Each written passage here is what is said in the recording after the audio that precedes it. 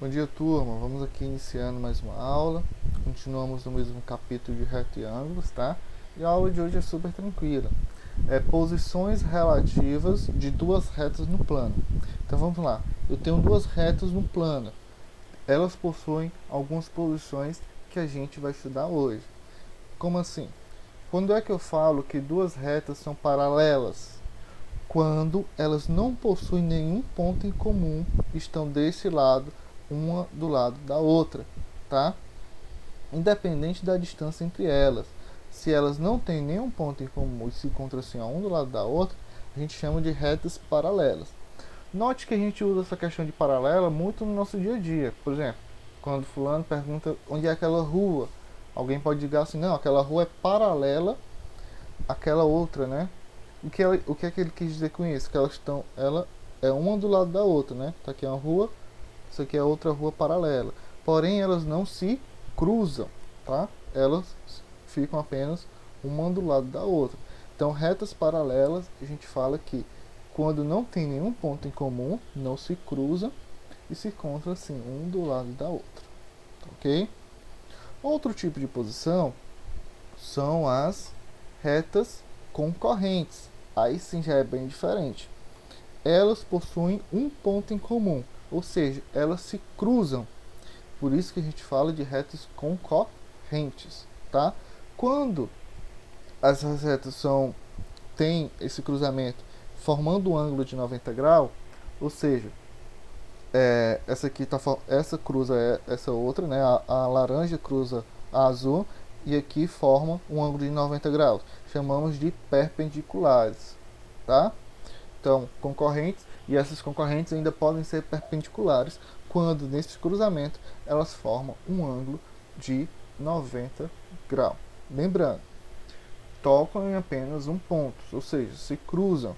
E quando se cruzam, formando um ângulo de 90, a gente chama de retas perpendiculares. Ok? Outro tipo de reta, outro tipo de posição que elas podem assumir, são as retas coincidentes, tá? Coincidentes ou concorrentes, tem livros que botam concorrente. Quando é que isso acontece? É quando elas estão uma em cima da outra.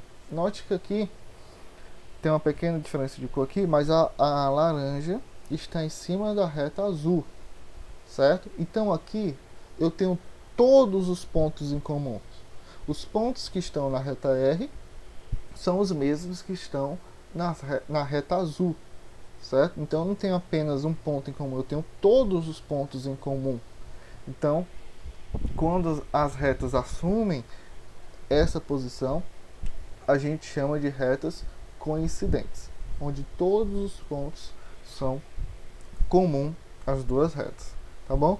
Então, como eu disse, elas só podem assumir apenas essas três posições. Recapitulando, vamos lá.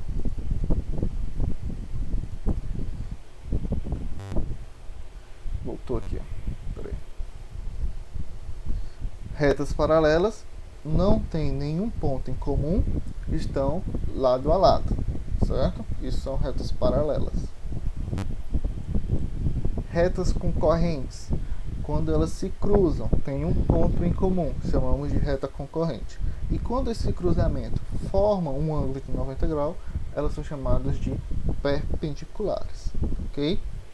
E quando as retas estão uma em cima da outra, certo? Onde todos os pontos são comuns, uma reta a outra, chamamos de retas coincidentes, ok? Então era mais um conceito que eu queria trazer para vocês desse capítulo, de extrema importância, certo? Pode vir questões teóricas, né? Ou apenas algumas questões de cálculo em relação a isso. Como, professor? Quando a questão fala assim, ó, uma reta não tem nenhum ponto em comum, então você tem que saber que é uma reta paralela. Uma reta tem um ponto em comum, você tem que saber que é uma reta concorrente. E quando eu falo, a reta tem todos os pontos em comum uma a outra, são retas coincidentes, ok? Então nossa aula fica por aí, tem mais atividades para vocês fazerem aí no seu livro. Qualquer dúvida, estou à disposição.